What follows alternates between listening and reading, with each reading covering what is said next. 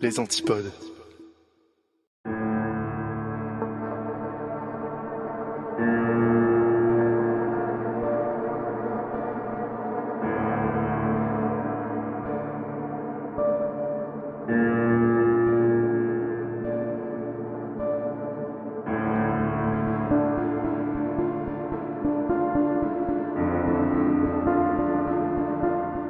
Bonsoir, je suis Yop et je vous souhaite la bienvenue dans l'épisode 13 du Rendez-vous de l'étrange. Un épisode un peu old school, dirons-nous, parce que je suis seul devant mon micro. J'ai pas d'invité, pas de live Twitch ce soir, c'est juste moi. Donc j'espère que ça vous va quand même. Il n'y a pas eu de Rendez-vous de l'étrange en live le week-end dernier parce qu'on était à Podren avec la team de l'horreur, aka Indigo d'Avant d'aller dormir, Vanille de C'est Creepy et Dan de Creepy Story. On a passé tout le week-end ensemble et le vendredi soir on a quand même fait un live ensemble pour discuter tranquillement, pour répondre aux questions sur nos podcasts, pour parler de films d'horreur, mais on n'a pas fait de rendez-vous, donc me voilà en solo ce soir pour revenir sur une affaire. Mais avant, j'aimerais quand même remercier les derniers patrons qui ont rejoint la famille et qui soutiennent activement le rendez-vous. Donc, bienvenue à Flavien, Jérémy, Nicolas, Thomas, Maureen, Asma, Enu, Raka, tu me diras si je le prononce bien, Lucie, Caroline, Anne, Alix, Sayulova et Utopia. Je remercie tout particulièrement Rildo qui a choisi le palier ultime et qui devient donc producteur de cet épisode, tout comme Rémi. Merci à vous tous pour le soutien, vous êtes vraiment au top.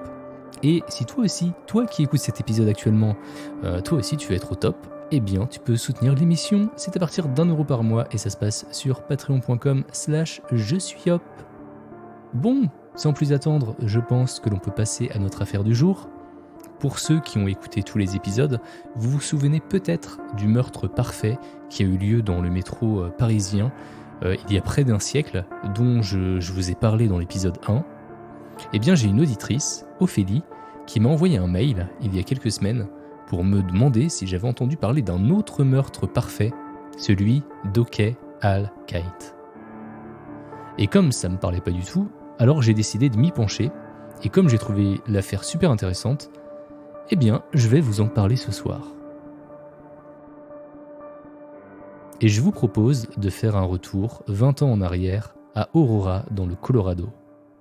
Durant la matinée du 24 mai 2004, une société de conseil, qui s'appelle Carter Douglas, remarque l'absence d'un employé. L'homme, nommé Okeh Al-Khaït, n'était pas du genre à être en retard. Alors ils ont attendu. Puis, au bout de quelques heures, ils ont quand même décidé d'essayer de l'appeler sur son portable et à la maison.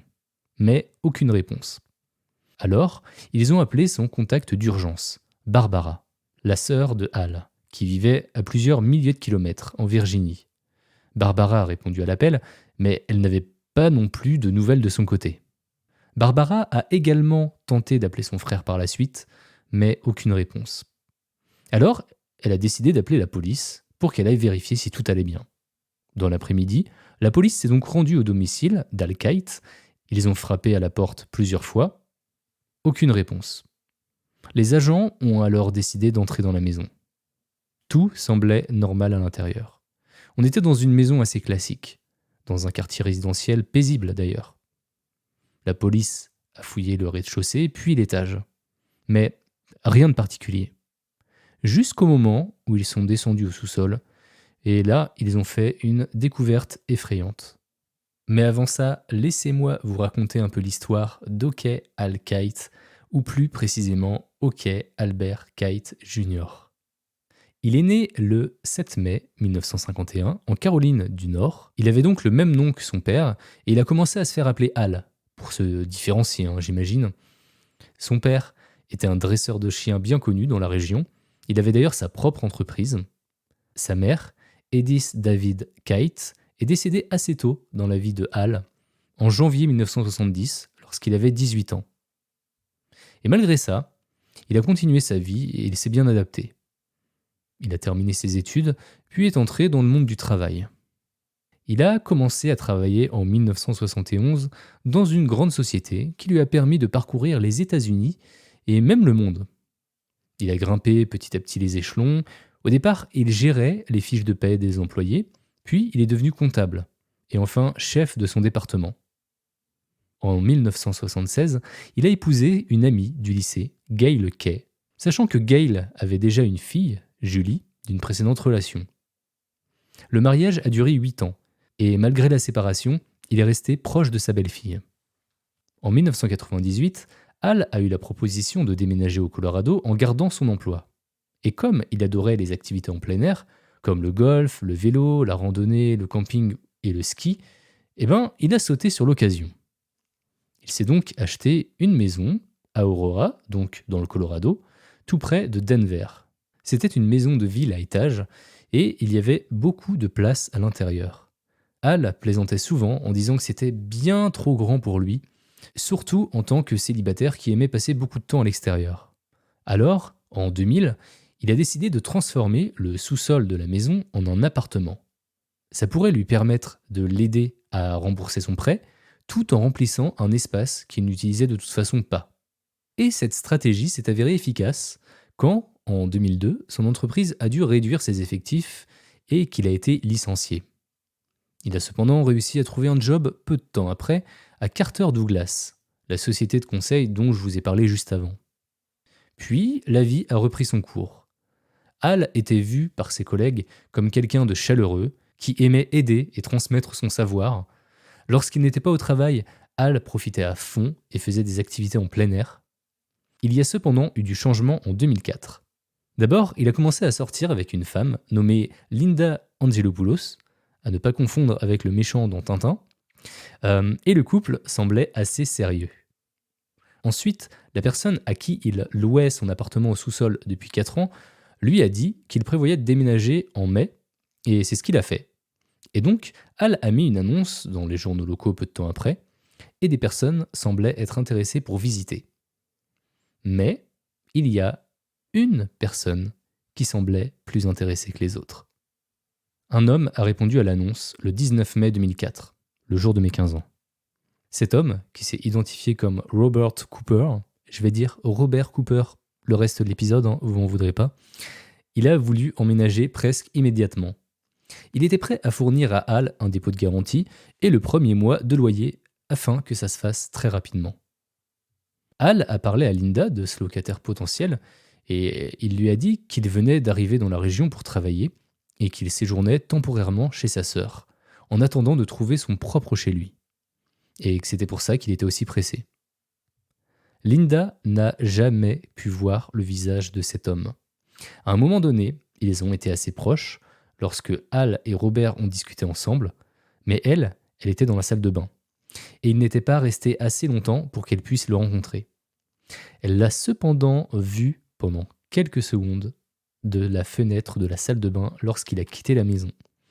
Elle n'a pas pu voir son visage, mais elle a pu décrire le type de vêtements qu'il portait. Elle a dit qu'il s'habillait très bien, il portait un beau pantalon et une veste de costume. Il avait l'air d'être dans la quarantaine. Il avait les cheveux noirs et ondulés, et était de taille et poids moyen. Une particularité qui a son importance, il semblait boiter et il portait une canne pour marcher. Elle a pu dire tout ça en le voyant seulement en un instant de sa fenêtre.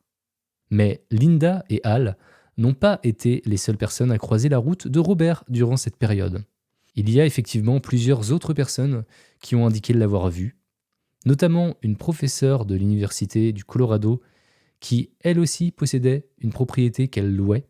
Un homme correspondant exactement à la même description physique l'a rencontrée pour discuter avec elle. Cependant, il ne boitait pas et il n'utilisait pas de canne. Par contre, il lui a parlé avec un accent roumain. Il a aussi rencontré d'autres propriétaires. Parfois, il avait un accent, parfois non, parfois il boitait, parfois il marchait normalement. Chaque fois, il jouait un personnage un petit peu différent. L'une des propriétaires, une femme plus âgée, se souvient avoir été effrayée par la façon dont cet homme étrange se déplaçait dans la maison. Elle a dit qu'il semblait examiner les fenêtres très attentivement, mais qu'il parlait très peu. Au bout d'un moment, elle dit avoir eu une sensation étrange, et la présence même de l'homme commençait à la mettre mal à l'aise. Au cours des jours suivants, Les voisins de Hal ont également repéré l'homme étrange rôder autour de la maison, mais Hal n'était pas au courant de ses activités. Il a fallu seulement un jour ou deux pour que Robert Cooper et Hal Kite parviennent à un accord. En plus d'un dépôt de garantie, Robert lui fournirait la moitié du premier mois de loyer et emménagerait sous peu. Le matin du samedi 22 mai, Hal a conduit Linda à l'aéroport. Elle partait pour un voyage d'une semaine et avait prévu de l'appeler lorsqu'elle arriverait à destination. Effectivement, vers 15h30, son avion a atterri et elle l'a appelé. Elle lui a dit qu'elle venait d'atterrir et à ce moment-là, Hal semblait de bonne humeur à l'autre bout du fil. Il a dit à Linda qu'il venait de réparer un tuyau dans le sous-sol avec un voisin. Ils se sont souhaités un bon week-end et se sont dit au revoir. C'était la dernière fois qu'elle a pu lui parler. La suite, vous la connaissez. Hal ne s'est pas présenté au travail le lundi 24 mai. La police est entrée chez lui, puis au sous-sol. Et là, ils ont trouvé le corps d'Okey Hal Kite allongé sur le ventre. Il y avait des éclaboussures de sang le long du mur et sur le sol autour de son corps, indiquant que sa mort n'avait pas été paisible. Le détective en charge de l'enquête, Thomas Sobieski, a décrit plus tard la scène du crime comme la pire qu'il n'ait jamais vue. Les enquêteurs ont noté une blessure à l'arrière de la tête qui indiquait qu'il avait été frappé par derrière, très probablement lorsqu'il descendait les marches du sous-sol. Puis, ses poignets et ses pieds ont été attachés ensemble derrière son dos avec une corde. Ensuite, Hal a été torturé pendant des heures, avec différents couteaux et autres instruments tranchants. Selon l'enquêteur, Hal serait mort à la suite de 22 coups de couteau. Il semblait être mort quelques heures seulement après avoir parlé à sa petite amie Linda dans la soirée du samedi 22 avril 2004. L'enquête n'a pas déterminé si le tueur avait été invité ou non par Hal, mais elle révèle que suite au meurtre, il a passé du temps dans la maison. Il a mangé de la nourriture qui était dans le frigo, il a pris sa douche dans la salle de bain de Hal, il a même dormi dans le lit de Hal et il a porté ses vêtements. Un des voisins a déclaré qu'il serait parti très tôt le dimanche matin, mais avant ça, il a pris le temps de nettoyer toute la maison. Il avait même versé de la javel dans les conduites d'eau, notamment dans les canalisations de la douche, pour détruire toute trace de son ADN. Lorsque la police est arrivée sur les lieux, l'évier du sous-sol était d'ailleurs encore rempli d'eau de javel et contenait tous les objets que le tueur avait touchés. Une douzaine de couteaux, un verre d'eau, un stylo, les clés de la voiture de Hal. Bref, a priori, le tueur était un vrai monsieur propre. Bon, maintenant qu'on en sait un petit peu plus sur ce meurtre et les circonstances un petit peu autour, il est maintenant temps qu'on parle de l'enquête, histoire de comprendre un peu comment la police a procédé.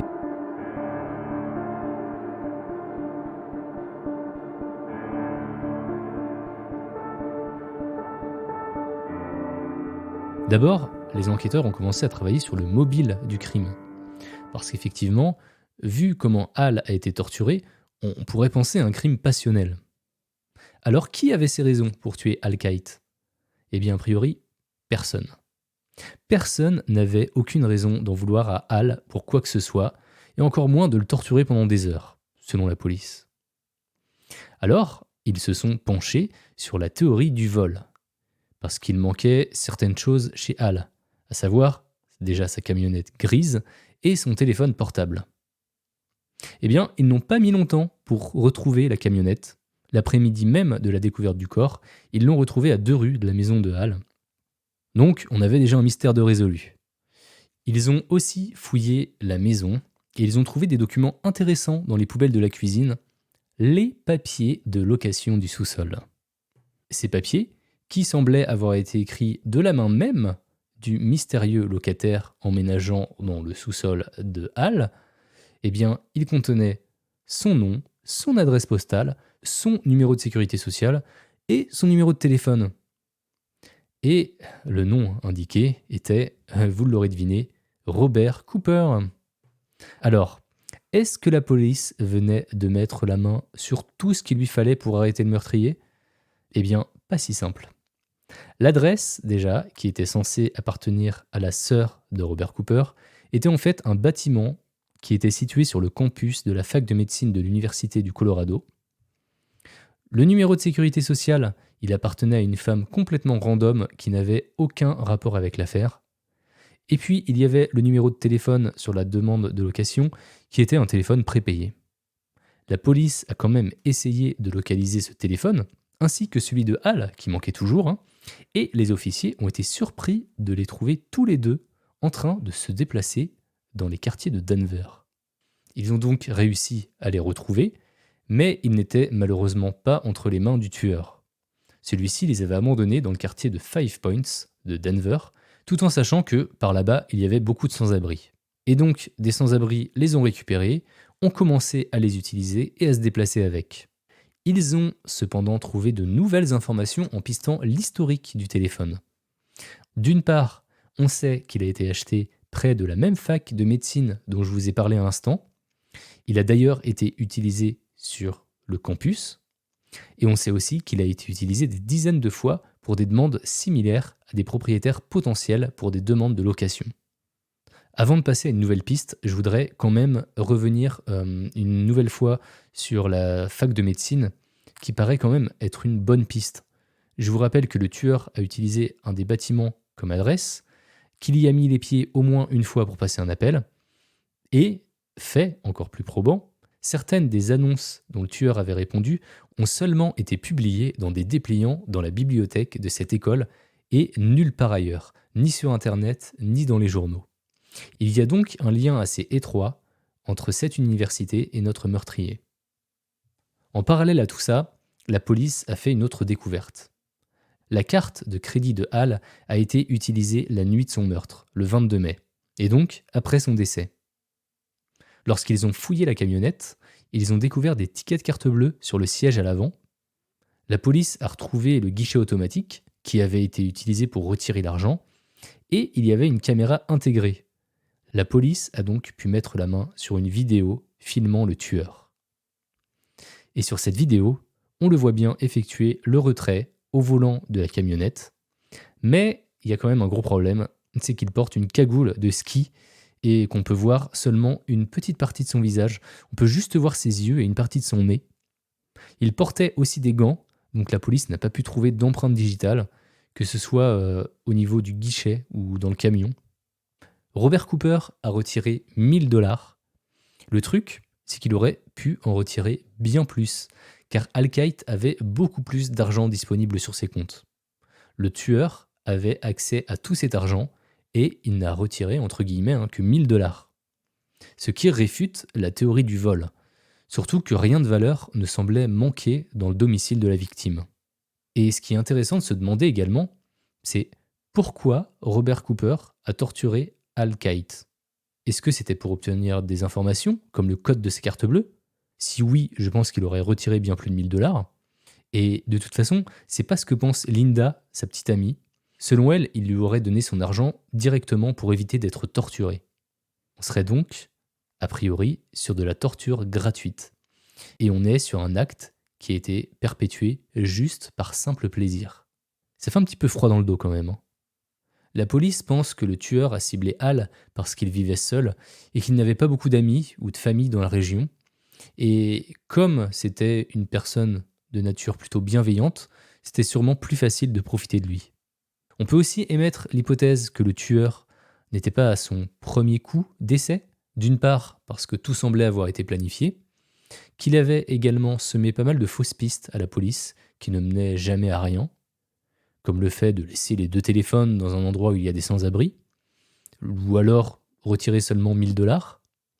Et puis, surtout, parce que les méthodes de torture utilisées étaient méthodiques, malgré leur violence, hein. Ce qui ressemble à l'œuvre d'un tueur en série, ou d'un tueur à gages. Cependant, malgré le fait qu'on soit sur un acte méthodique et malgré le nettoyage à l'eau de Javel, la police a retrouvé quelques empreintes digitales et une petite quantité d'ADN, mais rien de suffisant pour faire avancer l'enquête. Avec tous les éléments que les enquêteurs ont pu récupérer et les différents témoignages, ils ont quand même dressé certaines caractéristiques possibles du tueur. On ne sait pas le degré de certitude pour chacune d'entre elles, mais les voici. On pense qu'il mesurait entre 1,75 m et 1,80 m, qu'il pesait environ 80 kg et qu'il avait les cheveux noirs ondulés. Il était sûrement dans la quarantaine, Mais encore une fois, on n'est pas sûr parce qu'on a des témoins qui disaient qu'il était dans la vingtaine et d'autres dans la cinquantaine. Le tueur était peut-être originaire de la côte Est, en particulier de la région du New Jersey. Il a peut-être un lien avec le secteur bancaire, spécifiquement avec la compagnie Wells Fargo, parce que c'est à Wells Fargo qu'il a retiré les 1000 $. Alors je ne sais pas si c'est suffisant pour penser qu'il travaille là-bas, mais en tout cas c'est une hypothèse de la police. Il connaissait aussi peut-être l'université de médecine de Denver, comme on en a parlé. Il s'habillait de façon professionnelle, probablement régulièrement. Il avait peut-être une mère, une sœur ou une autre parente qui vivait dans la région d'Aurora. Et enfin, peut-être, à un moment donné, qu'il a tenté de devenir policier. Les enquêteurs ont émis cette hypothèse parce que ce type de comportement, c'est-à-dire un crime violent suivi d'un jeu contre la police, pouvait provenir d'un échec à devenir policier. Sur la base des observations des voisins et des photos prises depuis le guichet, un portrait robot a été réalisé. Il est facilement trouvable sur Internet si ça vous intéresse.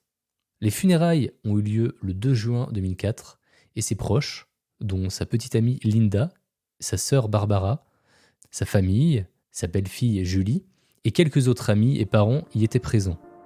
Le meurtre s'est passé il y a près de 20 ans et est toujours irrésolu.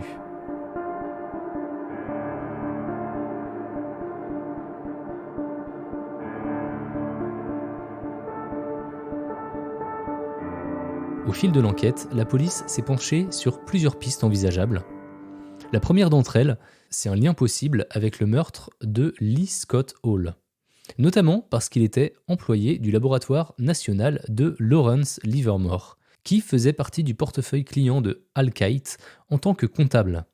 Le meurtre de Lee Scott Hall présentait beaucoup de similitudes avec celui de Al Kite. Alors, on va un petit peu s'attarder sur cette affaire. Lee Scott Hall était donc un employé d'une entreprise pour laquelle travaillait également Al Kite, et il s'est avéré qu'il travaillait dans l'établissement tout au long des années 90, en même temps que Al. Lee a vécu une vie très privée. Il avait été marié 2 fois, mais il était divorcé depuis longtemps au moment où il a commencé à travailler pour le laboratoire basé en Californie. Ces 2 mariages n'avaient donné naissance qu'à un seul enfant, un fils qui avait déjà atteint l'âge adulte au moment des faits. Il était donc maintenant seul et se concentrait surtout sur son travail, selon ses collègues en tout cas. L'enquête a montré que tout au long de l'année 1999, il n'avait passé aucun appel téléphonique et n'avait reçu ou envoyé aucun mail personnel. En fait, bien qu'il jouait de temps en temps au golf près de chez lui, c'était quelqu'un de très privé. En plus de ne pas recevoir d'appels ou de mails, il évitait aussi tout contact avec son fils, Michael, un agent immobilier qui vivait à Portland. En 1998, Lee faisait partie d'une équipe qui a découvert une faille dans le projet sur lequel il travaillait. Lee était le concepteur principal sur un projet à très grande échelle dont le but était de réaliser une fusion nucléaire.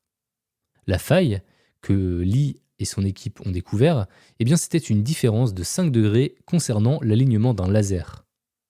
On n'était pas sur un petit projet, hein. Le coût du projet était de plus de 1,2 milliard de dollars. Et avec un budget aussi gros, le secrétaire à l'énergie de l'époque, Bill Richardson, exigeait des résultats. Et donc, la recommandation de l'équipe de Lee est tombée dans l'oreille d'un sourd et le projet s'est déroulé comme prévu.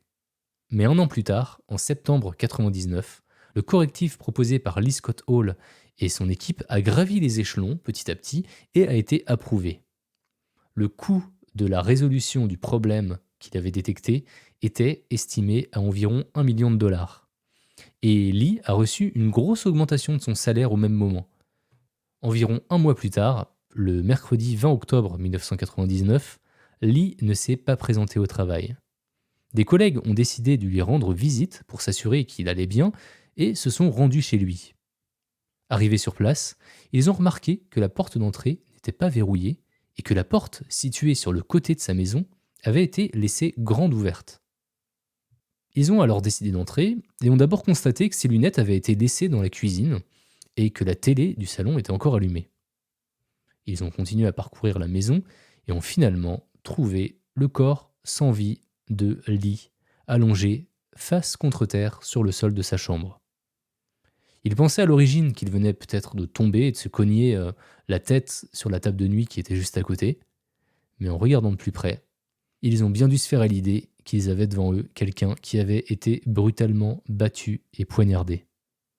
Il avait reçu un coup à la tempe droite, qui lui avait sûrement fait perdre connaissance, un autre coup qui lui avait brisé la pomme d'Adam, et il avait ensuite été poignardé une dizaine de fois.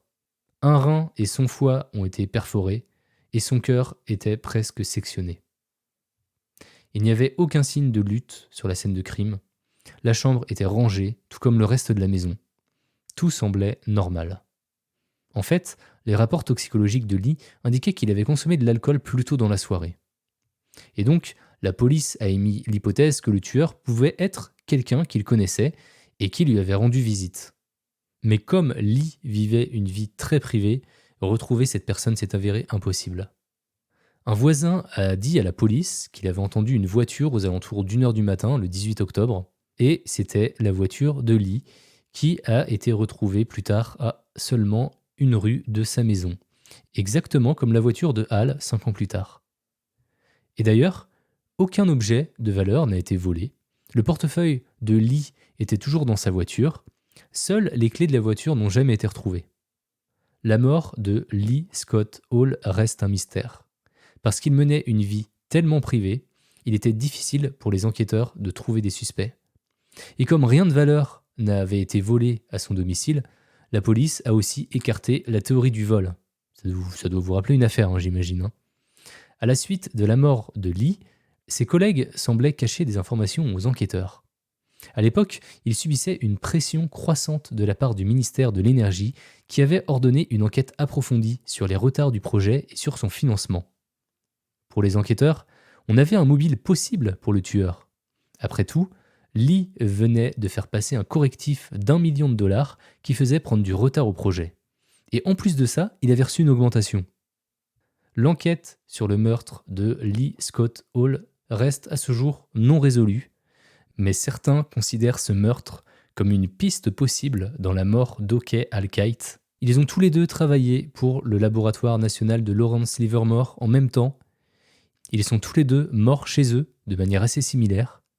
Il n'y a quasiment eu aucun vol et leur voiture a été déplacée non loin des scènes de crime. Et dans les deux cas, le tueur n'a jamais été retrouvé, encore moins identifié.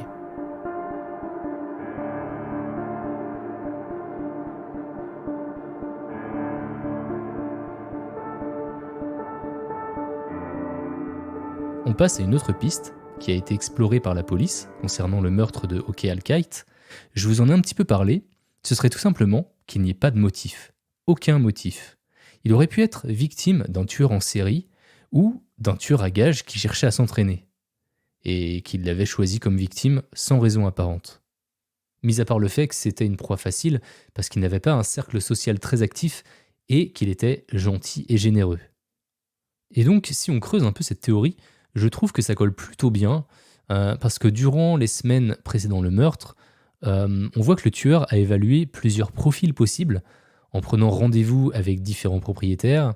Il a étudié chaque victime potentielle et il a finalement jeté son dévolu sur Hal. Comme il savait que Linda serait partie le temps d'une semaine et qu'il aurait une grande maison pour lui tout seul.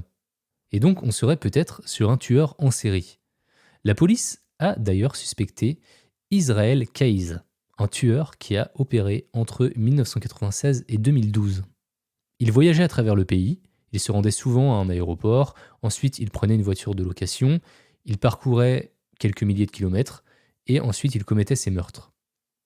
Il est apparu sur le radar des autorités quand il a pris la décision d'enlever, de violer et d'assassiner brutalement une jeune femme nommée Samantha Kenning en Alaska. C'était en février 2012 et il a été arrêté suite à ce meurtre en mars de la même année. Pendant sa détention, Keyes a partiellement avoué avoir commis de nombreux meurtres, déclarant qu'il avait fait des victimes dans tous les États-Unis. Pour presque tous ces crimes, il n'y avait pas de motif identifiable. Ces crimes étaient aléatoires, et il utilisait souvent des déguisements et faisait en sorte d'induire en erreur la police. Il payait ses voyages en espèces pour ne laisser aucune trace écrite, et il éteignait souvent son téléphone portable pour éviter d'être tracé. Quand Al-Kite a été assassiné, Israël avait 26 ans, ce qui le rend jeune pour être le mystérieux Robert Cooper, mais comme il utilisait beaucoup de déguisements, il aurait très bien pu se vieillir. D'autant plus que certains témoins le décrivaient comme étant dans la vingtaine. Et si l'on regarde la vidéo du retrait d'argent au guichet et qu'on la compare avec le portrait d'Israël, moi en tout cas je peux pas m'empêcher de me dire qu'il se ressemble quand même vachement. Le truc, c'est qu'il s'est suicidé pendant sa garde à vue en décembre 2012, et donc il a emporté pas mal de secrets avec lui. Il est sûrement relié à de nombreuses affaires, et peut-être au meurtre de Al-Qaïd. Il y a quand même une chose sur laquelle je m'interroge personnellement, et dont je n'ai pas trouvé de réponse, c'est que la police avait prélevé des traces d'ADN sur les lieux du crime, a priori, des traces minimes, mais je n'ai trouvé aucune info si elle les a comparées avec l'ADN d'Israël Kaïs. C'est possible qu'elle l'ait fait, mais qu'elle ait décidé de laisser cette information confidentielle pour ne pas entraver le déroulement de l'enquête. Ça, on n'en sait rien. Après, je me dis qu'ils ont peut-être fait la comparaison, que ça ne matchait pas, mais que l'ADN qu'ils ont prélevé sur les lieux du crime, ils sont pas sûrs que ce soit celle du tueur. Donc, même si ça ne matchait pas, Israël pourrait très bien être le tueur. En tout cas, en 2023, près de 20 ans plus tard, on ne sait toujours pas qui a réellement tué Oke Al-Qaïd. L'affaire reste non résolue. En 2017, la police a divulgué un nouveau portrait, cette fois-ci justement réalisé grâce à l'ADN récupéré, mais aucun avancement significatif n'a été fait depuis. Et bien voilà, cet épisode arrive à son terme. J'espère que l'affaire que je vous ai présentée ce soir vous a plu. Ça faisait longtemps que j'avais pas fait un meurtre avec un degré de mystère aussi élevé, je trouve. Si vous en voulez encore et que vous êtes à la recherche d'histoires mystérieuses ou paranormales, il y en a plein sur Patreon. Vous avez accès à tous les after-shows de la saison 1 et les épisodes supplémentaires de la saison 2. Ça se passe sur Patreon/JeSuisYop. Vous pouvez aussi venir me voir sur twitch.tv/JeSuisYop pour assister au live tous les vendredis à partir de 21h30. Le premier vendredi du mois, c'est le rendez-vous de l'étrange. Le troisième, c'est soirée creepypasta. Et tous les autres vendredis, j'improvise un truc. Le rendez-vous de l'étrange est également sur Instagram, si vous voulez suivre un petit peu les coulisses entre chaque épisode, et aussi sur Discord, si vous voulez discuter avec la commu des Antipodes, le label qui produit ce podcast. Donc voilà, ça fait beaucoup de liens à retenir. Alors, ils sont dans la description, ou alors sur yop.ninja, c'est le lien pour les gouverner tous, il y a absolument tout sur yop.ninja. En tout cas, n'hésitez pas à me dire si cet épisode en solo vous a plu. D'ailleurs, petite nouveauté, vous pouvez maintenant commenter chaque épisode sur Spotify et je lis chaque commentaire, donc n'hésitez pas, allez-y. Vous pouvez aussi mettre une super note et un commentaire sur Apple Podcast pour le faire découvrir, ça aide énormément. Quant à moi, je vous dis à très bientôt pour un prochain épisode du Rendez-vous de l'étrange. Prenez soin de vous.